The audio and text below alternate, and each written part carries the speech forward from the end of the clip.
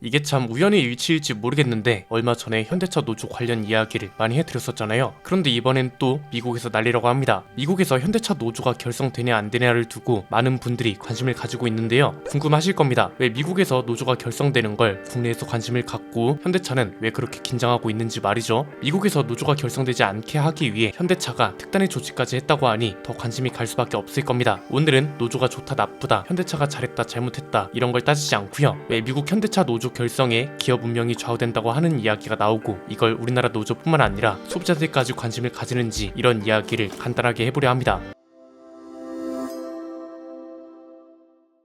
노조가 존재하는 이유, 노조가 비판받는 이유, 노조가 어떻게 해야 하는지 이런 이야기들은 얼마 전에 올려드린 영상을 참고해 주시면 됩니다. 자, 벤츠 미국 공장 노조 결성이 무산되자 현대차가 한숨을 돌렸다고 합니다. 아니 갑자기 왜 기아도 아니고 벤츠 노조 결성이 무산됐다는데 현대차가 무슨 상관이지? 이런 생각이 드실 겁니다. 뭔가 앞뒤가 안 맞는 것 같은데 일단 소식을 간단히 요약해 보겠습니다. 미국 남부에서 벤츠 공장 노조 결성이 무산됐다고 합니다. 미국 엘라베마주에 벤츠 공장이 두 군데 있는데 노조 결성을 결정하는 투표를 한 결과 전체 노동자의 약 56%에 해당하는 2642명이 노조 결성을 반대했다고 합니다. 현대차 이야기는 갑자기 왜 나온 거냐? 엘라베마주에 현대차 몽고메리 공장이 있거든요. 만약 벤츠 노조가 결성되면 현대차도 노조가 결성될 가능성이 컸다. 내지는 현대차도 노조 결성 움직임이 생길 거다. 이런 거였는데 벤츠의 노조 결성이 무산되면서 현대차도 긴장이 한풀 꺾였다. 뭐 이런 겁니다. 그런데 좀 이상할 겁니다. 아니 한국 자동차 노조랑 다르게 미국 자동차 노조는 합리적이라며 파업도 잘 안 하고 임단협도 잘 안 한다면서 그런데 왜 노조를 못 만들게 해? 이거 노동자들만 불리하게 몰고 가려는 거 아니야? 이런 생각이 드실 수도 있는데요. 간단합니다. 노조 관련 이야기를 하면서 사회 노조와 기업 노조의 차이를 설명해 드렸었잖아요. 사회 노조는 민주노총같이 기업 그 자체보다는 노동 사회를 제일 목적으로 두고 있는 노조고 기업 노조는 기업이 잘 되는 걸 제일 목적으로 두고 있는 노조다. 이렇게 이해하면 쉽다고 말씀드렸었습니다. 이번에 미국에서 결성되려던 노조도 마찬가지입니다. 벤츠 미국 지사 노조, 현대차 미국 지사 노조 이게 아니라 전미 자동차 노조 벤츠 지부, 전미 자동차 노조 현대차 지부 이런 식으로 사회 노조가 결성될 뻔했다는 거죠. 실제로 미국 남부에서 전미 자동차 노조의 숀 페인 회장이 노조 결성 캠페인을 적극적으로 펼쳤다고 합니다. 페인 회장이 이번 실패에 대해 뭐라고 말했는지만 봐도 전미 자동차 노조의 성격이 고스란히 드러납니다. 그대로 인용해 드리겠습니다. 이번 패배는 뼈아프지만 우리는 정신을 바짝 차릴 것이다. 우리는 과거에도 패배한 적이 있지만 그것을 통해 배우고 앞으로 나아갈 것이다. 어떤 성격을 가지고 있는 집단인지 확 와닿으실 겁니다. 실제로 전미 자동차 노조 줄여서 UAW는 정치 관련 활동도 활발하게 하고 있습니다. 작년 하반기에 GM, 포드, 스텔란티스를 비롯한 미국 자동차 대형 3사에서 전례 없는 동시 파업을 벌였고 4년간 임금 인상 25%를 이뤄냈습니다. 이 기세를 몰아서 현대차, 토요타, 혼다를 비롯한 13기사의 무노조 노동자 15만 명을 대상으로 노조 가입을 독려하는 캠페인을 벌였고요. 그중 하나가 벤츠인데 결성이 무산되면서 현대차도 한숨 돌렸다는 거죠. 그렇다면 현대차는 왜 한숨을 돌렸다고 표현하냐? 간단합니다. 현대차가 미국 공장을 가동하기 시작한 게 2005년이거든요. 이때부터 무노조 경영을 이어오고 있습니다. 작년 UAW 파업 사태 이후 비슷한 상황이 발생할 거라고 예상하고 노조 결성을 안 하는 대신 생산직 직원들이 시간당 임금을 14% 올리는 파격적인 조치까지 취했을 정도입니다. 왜 이렇게까지 하냐면 UAW는 규모가 상당하기 때문에 한번 움직이면 어마어마한 파장이 일어납니다. 그냥 간단하게 표현하면 대통령까지 움직일 수 있는 게 UAW입니다. 가입 인원만 40만 명 이상이 달하고요. 아주 현실적인 예로 원래 UAW를 포함한 미국의 블루칼라 표심은 트럼프 쪽을 향해 있었습니다.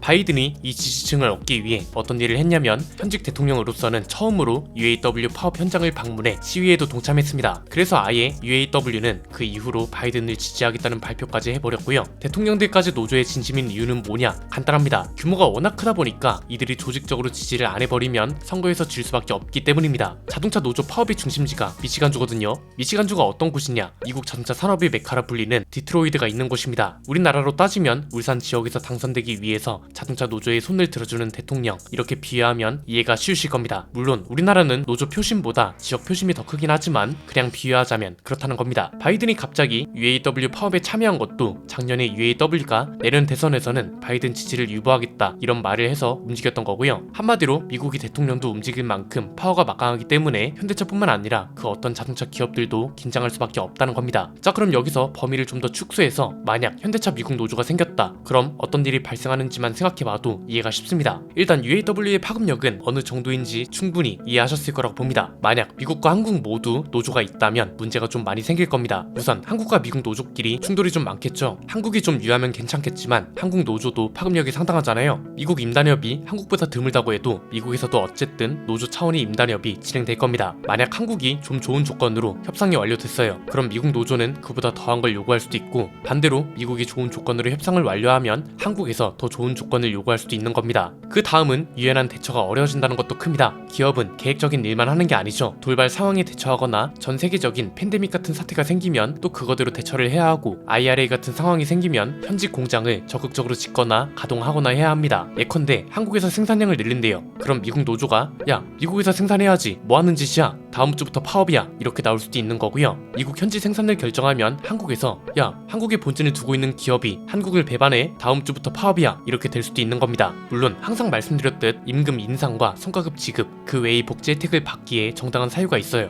회사가 역대급 이익을 기록했는데 그 이익의 상당 부분을 생산 노조의 기여 덕인 것으로 인정할 수 있고, 그럴 만한 데이터가 충분히 존재한다면 회사는 당연히 노동자들과 나눠야죠. 그런데 문제는 정치적 상황이 끼거나 사회적 이슈 때문에 이러한 것들이 증명되지 않은 상태에서 요구할 수도 있고, 지금까지 그런 사례들이 있었고, 양쪽 다 파급력이 노조라고 하기엔 너무나도 크기 때문에 현대차를 비롯한 미국 현지 기업들이 노조 결성을 예민하게 바라본다, 이렇게 분석할 수 있겠습니다. 오늘 내용은 여기까지입니다. 내용이 유익하셨다면 구독과 좋아요, 알림 설정 부탁드립니다. 지금까지 저는 안PD였습니다. 감사합니다.